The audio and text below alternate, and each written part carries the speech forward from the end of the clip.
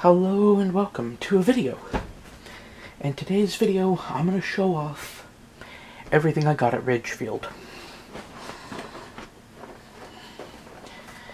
And then I'm going to break down a bunch of videos describing why I bought things I did and what I did with them and blah blah blah blah blah. So let's start. First thing up is this 6-pack of ore cars.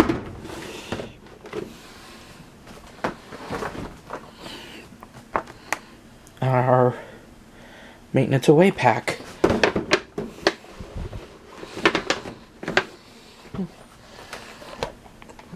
Gotta have gondolas, of course.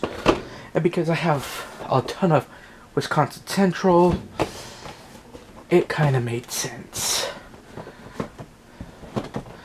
Because we also live in the lovely, lovely Pacific Northwest lumber box. Wood chip car.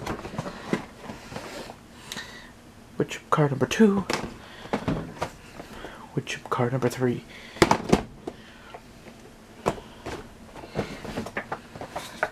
Got a trailer carrying flatbed, because I'm always looking for things.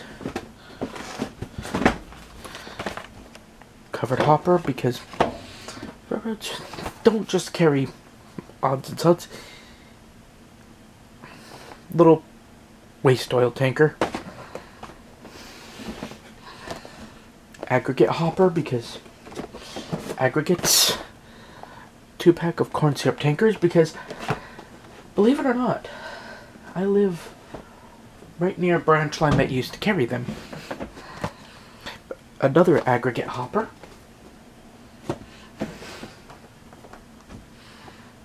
Caboose. Gotta have an end of train device of some kind. Once again on the covered hopper. And covered hopper. And covered hopper.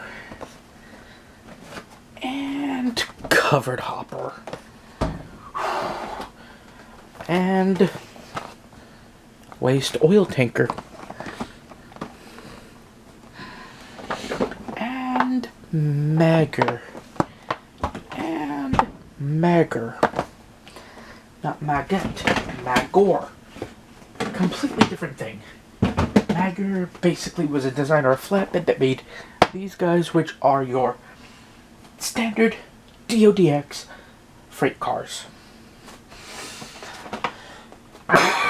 Speaking of Magger.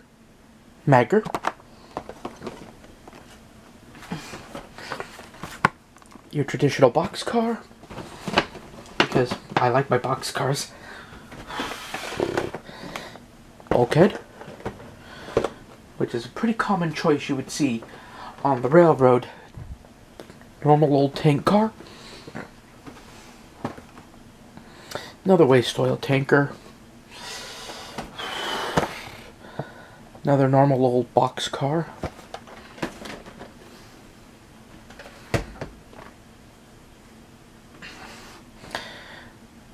Beer can tanker.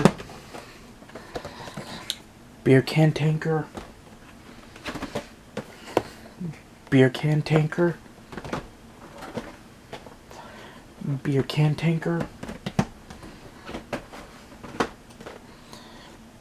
Beer can tanker.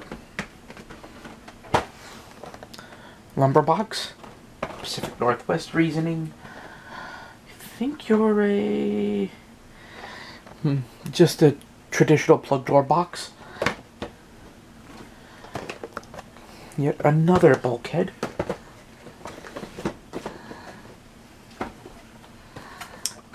Railways aren't complete without a ballast car.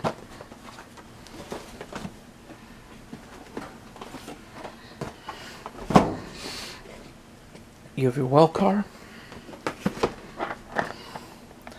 Log car. And generic flatbed.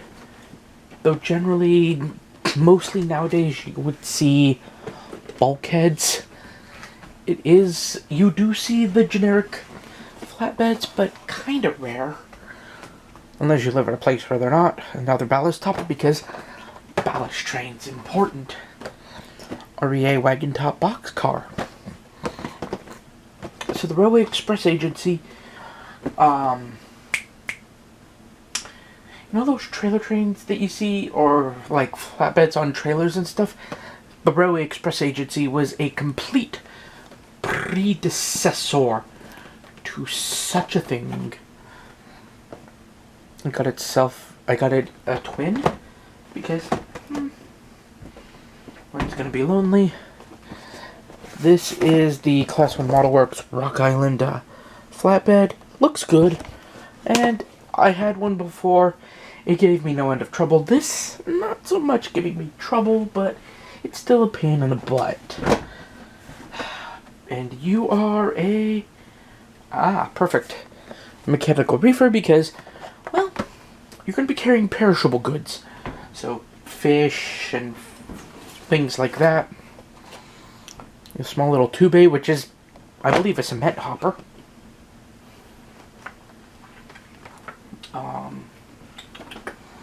Now we get into the fun stuff. A CNW 86-foot boxcar. Now, the reason why I like these guys is because... sorry, lightheaded. You know, if you're gonna do, like, auto trains, I think these are a good fit. Because now you're delivering parts to those auto plants on your railroad. You're not screwing around and saying, oh, well, I'm not doing anything. This is one of the Tangent and Home Shops cars. This is the Maryland Southern 86-foot. I have a few of these guys that aren't Home Shops cars. They're fine. I love them. This is the Natchez Trace and Orient Railway. And here you can see, like, the stickers cover the reporting marks. So you'd have to look at the box here to see, and even this one here to see what the reporting marks are.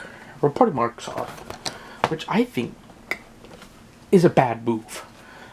Please, Home Shops. And you'll see why in this car here.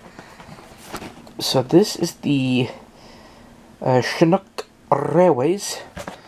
But as you can see right there and right here, hiding behind this, is the logo. How can I tell it's the logo? Right there.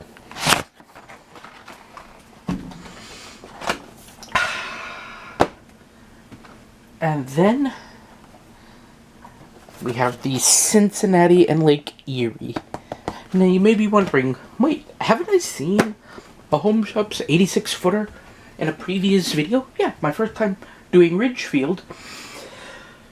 I bought one for a friend of mine, Joe's freelance railroad, the Arkansas Valley.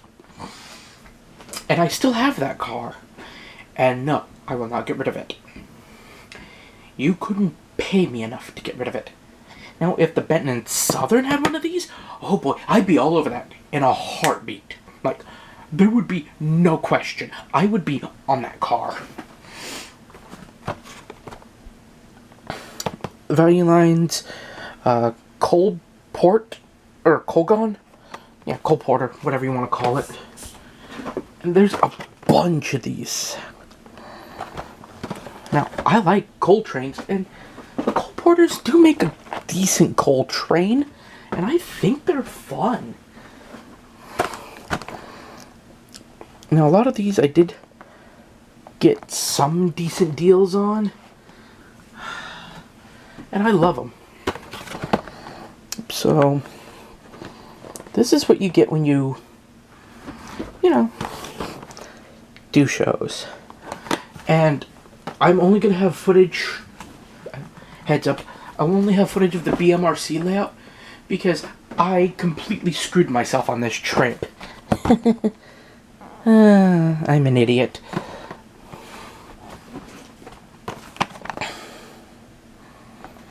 But I will be honest, a lot of these cars, if my good friend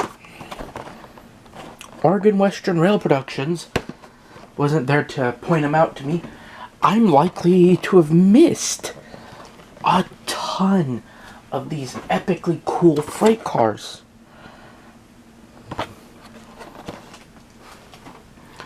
And I would have been kicking myself for days on end.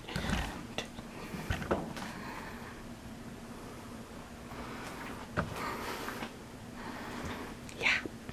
There we go. I will see you in the next episode, or in the first start of the series, or in the series called The Sightings. Not the review yard, not the review sightings, The Sightings, where I'm going to talk about the cars, but I'm going to break them down into groups or singles to talk about why I have them. I will see you in that episode, in those episodes. Bye.